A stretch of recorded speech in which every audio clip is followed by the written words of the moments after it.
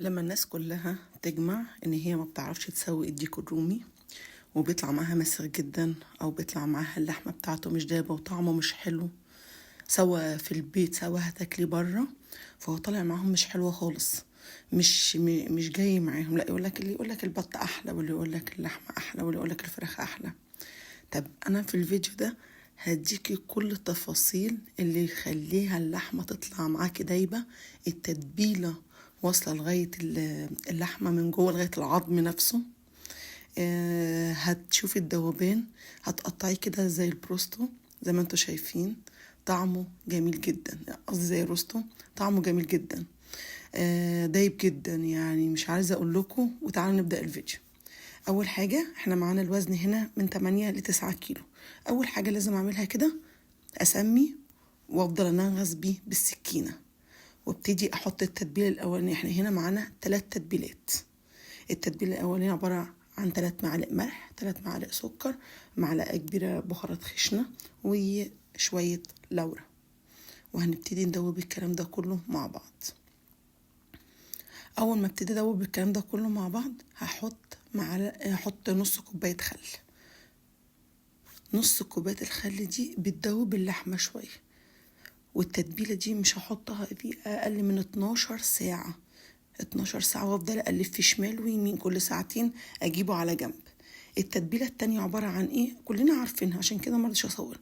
عباره عن فلفل اسمر، عن ملح، عن بصلايه، عن طماطمايه، عن معلقه صلصه بس.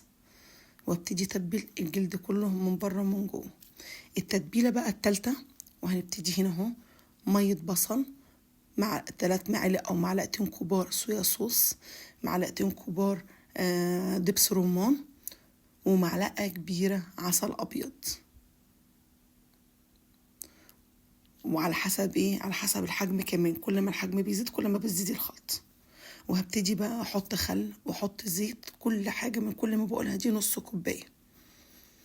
واي تتبيله شويه عندك، وملح وفلفل اسمر وبس.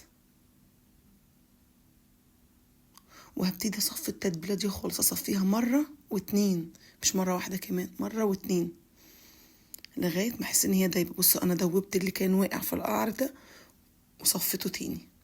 كل بقى اللي فوق ده انا مش عايزاه. وبسرنجه وابتدي اوصل التتبيله للعظم. بصوا زي ما انا في كل حته في الديك رومي، مش حته واحده، لا كل حته، من ظهره، من كتفه، من الاجنحه، من الدبابيس، من كل حته. انا عايزه التتبيله توصل لكل حته في الديك الرومي.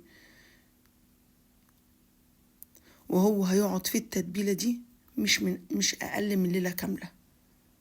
يعني انا حطيت 12 ساعه في المحلول، و12 ساعه التانيين احطه في التتبيله. يعني انا هطلع الديك الرومي دي قبل العزومه بتاعتي بيوم تقريبا، وهسيبه على جنب لمده 12 ساعه في التلاجة. وبعد ال 12 ساعه هبتدي اسوي فيه.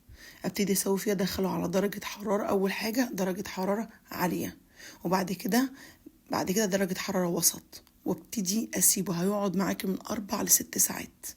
بعد ال4 ساعات هتشيل الورق الزبده وتسيبيه ياخد الوش القمر ده، هتلاقيه دايب دوب. شايفين الذوبان؟ شايفين؟ بيفصل من نفسه.